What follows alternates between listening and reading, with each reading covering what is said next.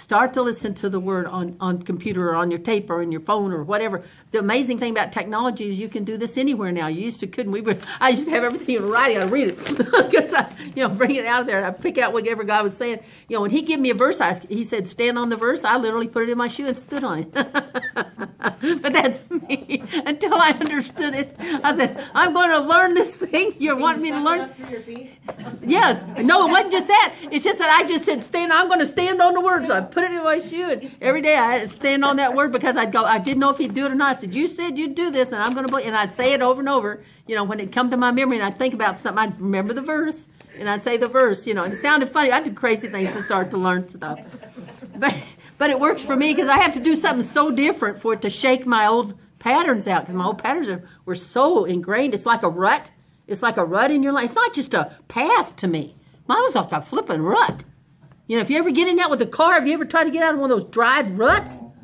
And then finally it's like, bam. And that's what it felt like to me. It's like, man, I had to fight against it, keep pushing against it, and just by faith keep believing this is going to work. You said it's going to work. I'm going to believe you. Because see, faith is believing God says what He said He'll do. He'll do it.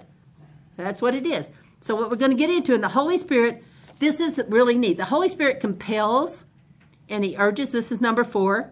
He compels, He urges, and He gives Christian believers the desire to be led and guided by Him.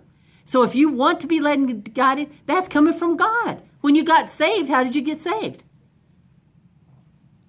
The urging and the compelling of the Spirit. It says only the Holy Spirit brings you. He does this with everything, though. If you need to do something, He needs you to do it, ask Him, say, the Word says this, whether it's forgiveness, says, I can't forgive, and it says, but your Word says forgive, or you don't forgive me. Wow, that's big. Why do you not feel God? You're not doing what He's doing. Asking you to do. Have you forgiven everybody's told you to do? Doesn't say you forget them. Doesn't say you're going to be an idiot and go back into the same thing and have it happen again. If you cannot do it that way. The thing is if somebody's damaged you or something so badly, don't go back in that same situation. Forgiveness is not forgetting. People say forgive and forget. But I always thought I'm not going to be that stupid twice. But so what I do is, and I do eventually forget, because every time I think about them, then I pray for them. And once you start praying for somebody genuinely, it softens your spirit towards them. It really works.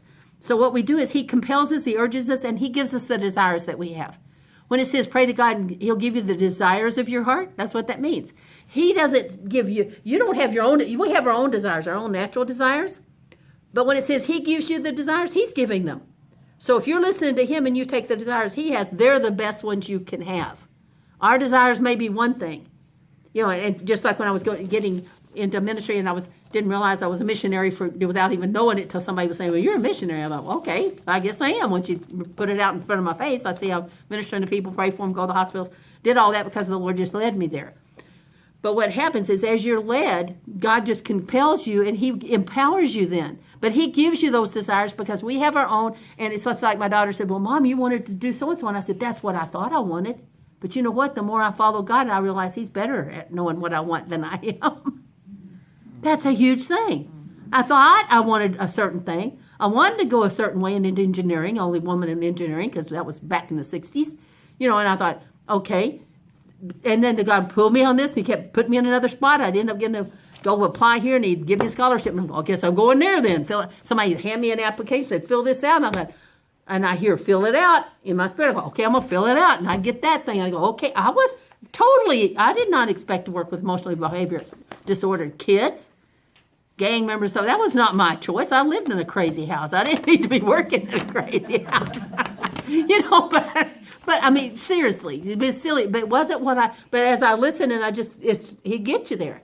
Because that's what He's got to call on our life. If we realize whatever I desire, I told Tori, I'll give up my desire because I want to know. And after a while, you find out God's was better. That was better than I expected. I'm doing better than I thought this would be. I don't know what I would have been back there. I thought, boy, I want to do this. Well, that wasn't at all what God had intended for me. Like I said, I may want to do something. But if I go ahead and listen to Him, He's going to take me to a better place.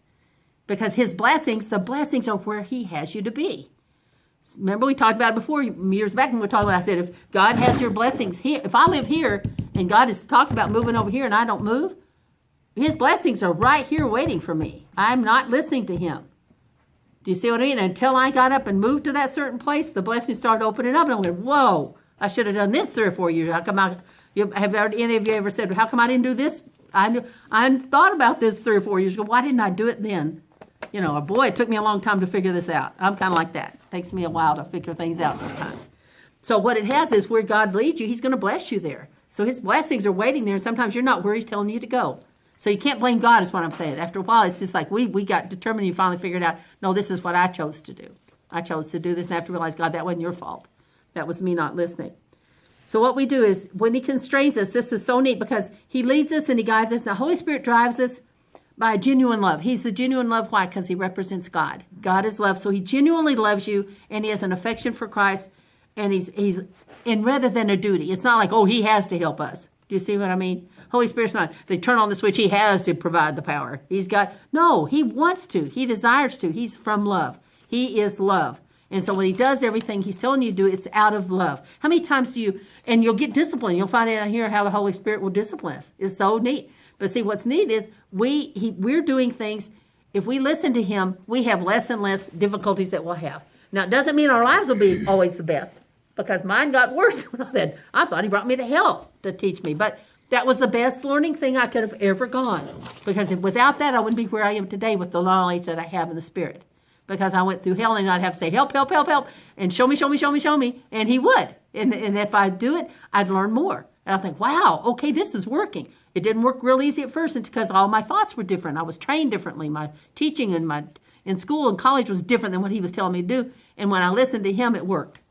So as you learn that, you get confidence in believing him. Does that make sense? So the more I listened and was led by the Spirit, the more confident I began to understand when he tells me something, I'm going to do it. When he told me I'm marrying Ed, I did it. Wasn't my first job. I was like, oh no, this is this is honest. When I first met Ed, and he said the word that God had told me, your husband's going to, the man that you're going to marry, because I asked give me something to know if I'm supposed to get married again, because I thought, nope, don't ever want to get married again. I'd rather have no man than the wrong man. I have been there. Forget that. No way. I mean, seriously, I talk to God like that. No. It's kind of like, no. And I didn't date for 20 years or something, So it's so funny when Tori says, oh, Mom, you want to be married? And I thought, I've never been dating your entire life. Where in the world did you get that? But she knows the Lord. And so what had happened when I met Ed, I said, that is exactly the type of person I would not date. I knew immediately, discerning. Honestly, I knew immediately. I told him, God, what are you doing? And he quoted, because the God had told me, he's going to say, God sent you to me. And the first time I met him, he says, God sent you to me. And I just went, and I literally said, would you say that again? He said, what? And I said, the saying you just said, God sent you to me. That was 10 years earlier, God had told me. I thought, no way, God, what? This, and I knew, why would God tell me? I even told my sister, if this ever happens, I'm going to tell you what God just told me he's going to say. Called her up and said, you're not going to believe this. This is 10 years later, this guy comes up, geez. And I knew, but also what it was is I had enough of God in me to know I'm called to come alongside this man. Was it easy? Absolutely not. Because everything he did was like, and I can't even explain to you some of the stuff he did. Believe me. And I think, what are you doing? It's like, and I didn't want to marry Jesus. I mean, all of us as women would love to marry Jesus, but there's only one perfect man, and it's not ours. So, but they can come pretty close. But after 10 years, I started to kind of think, okay, I told you about that. We turn around, and then he started to get better. Now, 16 years later, he's the man that he's intended, that God has called him to be. Not perfect, but a decent man. No, before, I'm not even going to give you the labels that we had on the situations of his life when he had gone to therapy and all this stuff. Man, I thought, God, I've already been through this with my life, getting my life straightened. And now you want me to go back through this with another time? Good Lord, I don't know if I can make it. But I did, because I always had God there. And the thing was, and it's worth it. Even though it's worth it. Things don't happen overnight, people. Commitment to marriage is a commitment. It is not a contract. Covenant. It is a covenant, and it is a commitment of sacrifice. A covenant is a sacrificial act, and marriage is a sacrifice on both parts. But one of the neatest thing about it is the word wife is, I believe, if I'm not mistaken, the same Greek word as paraclete, which is the Holy Spirit. The wife has the same word as a helper. If you'll read it, the wife is the helper of the husband. And so what it is that what we're to do is help them. We both work with each other as a partner. So many of it says, I'm over you, and that's not what it is. You've misread the word. So what is exciting is, but the Holy Spirit urges us. So I was urged to do this, and in fact, when I told my daughter, she goes, what are you doing now? Is that a science experiment? And I said, she already asked me, she goes, is this a science experiment? I said, Lord, Tori, you're the one that brought this up and said I wanted to get married. I mean, come on, out of nowhere in 20 years. So, I mean, it's all funny, but God does funny things with me to learn things. If you can tell, yes. And if I'd have thought about it, get married within, a few months, 2 or 3 months, because if it take much longer, there is no way I'll probably be bailed by then, except I did have to ask real quick, say, Lord, give me a love for this man. If this is the man you have called me to, I knew enough to that, because I prayed for a lot of marriages when they had lost the love in their love in the relationship and wanting to divorce and have a difficult time. I said, there was a love once, and the Lord taught me this. I don't know who I'm talking to, but I'm talking to somebody. The Lord had taught me there was love at the beginning. It's still there. It's never dead. So what you have to do is you have to rekindle that love that you had before. And so I'd pray for marriages to be restored. And so I said, well, if I knew that, then I said, okay, Lord. And I had to tell that, I said, I'm going to have to pray for God to help me to love you. Give me a love for him, because God can give us, he is love. So who can give it? He can. And so he did. He gave me a love for him just within a matter of time. I said, okay, God, I'm going to do this out of obedience. And then I'm going to trust you to be who you are.